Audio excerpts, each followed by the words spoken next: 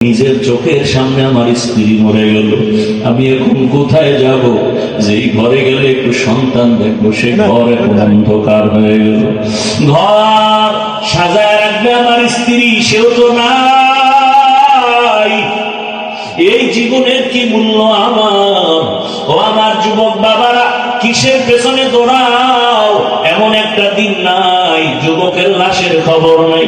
পানির নিচে লাশ, গাড়ির নিচে লাশ, ঘুমের বিছানায় লাশ। আজকে বয়ান শুনতেছো, কালকে এমন সময় আল্লাহ না করুন হতে পারো হসপিটালের রোগী, হতে পারো তুমি কবরের যাত্রী। সারা রাত মোবাইল চালায় ঘুমাবা, 11টার সময় মা ডাকবে, বাবা ওঠার, কত ঘুমাবি? কোন আওয়াজ নাই। মা টাচ করে দেখবে পুরো বডি সন্তানের শক্ত হয়ে গেছে, বরফের মতো ঠান্ডা। মা একটা চিৎকার দিয়া বলবে, কে কোথায় আছো? আমার বাবা দুনিয়ায় নাই। মা বলে ডাকার মতো আমার কেউ আর নাই। বাবায় কান্না করে টেলিফোন করবে, ইমাম সাহেব আমার সন্তান মরে গেল, তাড়াতাড়ি আসেন, জানাজা না দিয়া যাবেন না। কাউকে পাঠাবে, যাও বাজার থেকে কাফন কিনে নাও। কাউকে বলবে বাঁশবাগানে যাও, কবর খনন করো। কাউকে বলবে তাড়াতাড়ি গরম পানি করো গোসল করার জন্য। ও বাবা নিজের গায়ের গেঞ্জিটা বেলেট দিয়ে কেটে কেটে রেখে দিবে। আরে আমার হাতের ঘড়িটা আর একজনের হাতে দিয়া বলবে, এটা আমার ঘড়ি।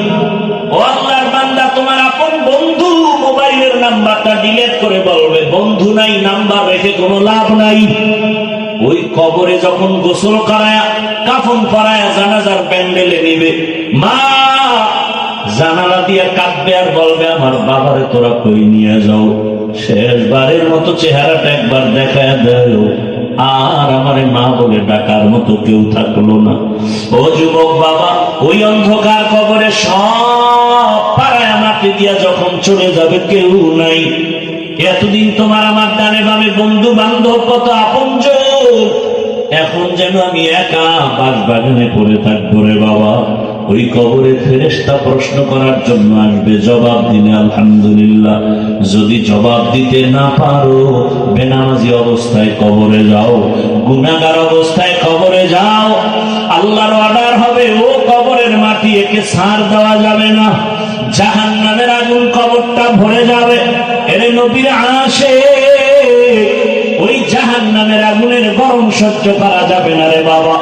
আল্লাহ রাগ করে বলবে, ও কবরের মাটি, দুই দিক থেকে জোরে জোরে চাপ দাও। এত জোরে চাপ দিবে, কবরের মাটির চাপে তোমার হাড়গুলো ভেঙে যাবে। ও নবীর উম্মতের দল, গুনাহ নিয়ে কবরে গেলে কি উপায় হবে চিন্তা করো। ও আমার যুবক, দুটো পায়ে হাত রেখে বলি, এখনো সময় আছে, তওবা করো। মনে মনে আমার আল্লাহকে ডাকো আর বলো, হে দয়ার মালিক, জীবনে তো কম দাড়ি কাটলাম না, নামাজ ছাড়লাম না, বেপরদায় চললাম না। আয় আল্লাহ, কত গুনাহ করে করে জীবন কাটায় দিলাম।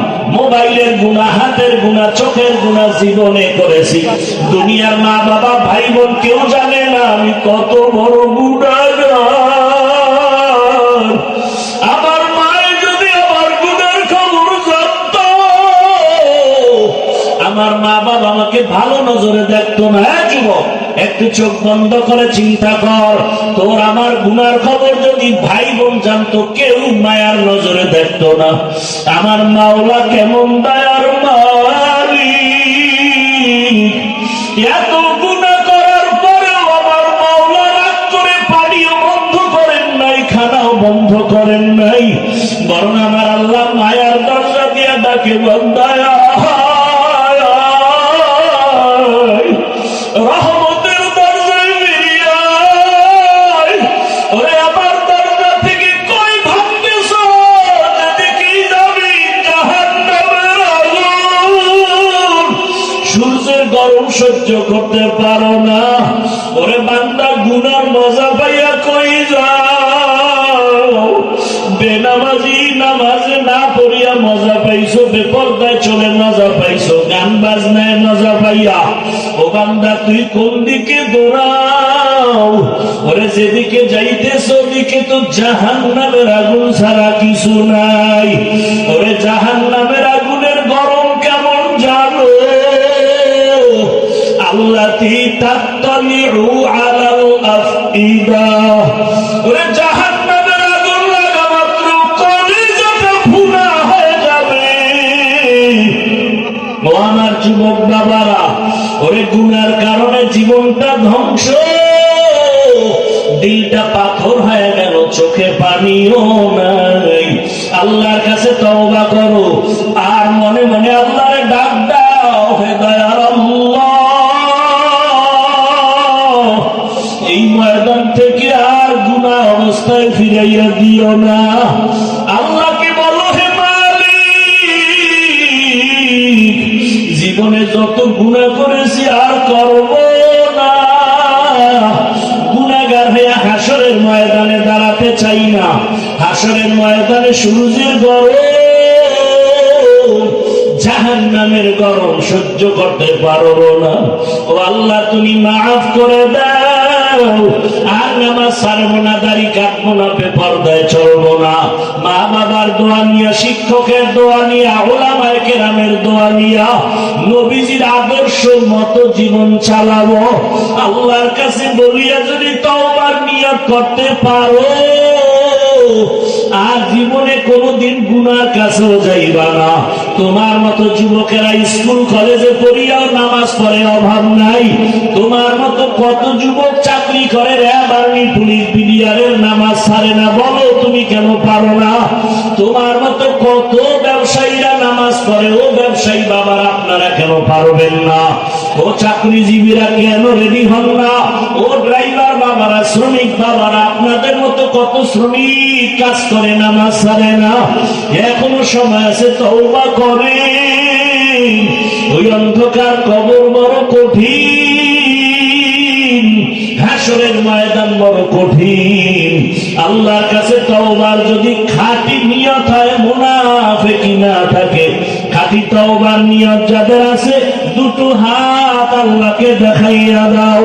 আয় আল্লাহ, হাতগুলো কবুল করে নেন, তওবা কবুল করে নেন। তওবার উপরে মজবুত হইয়া চলার মতো তৌফিক দান করেন, আমিন। আলহামদুলিল্লাহি রাব্বিল আলামিন, ওয়াসসালাতু ওয়াসসালামু আলা সাইয়্যিদিল আমবিয়া ওয়াল মুরসালিন ওয়া আলা আলিহি ওয়া আসহাবিহি আজমাইন। ইয়া আরহামার রাহিমিন।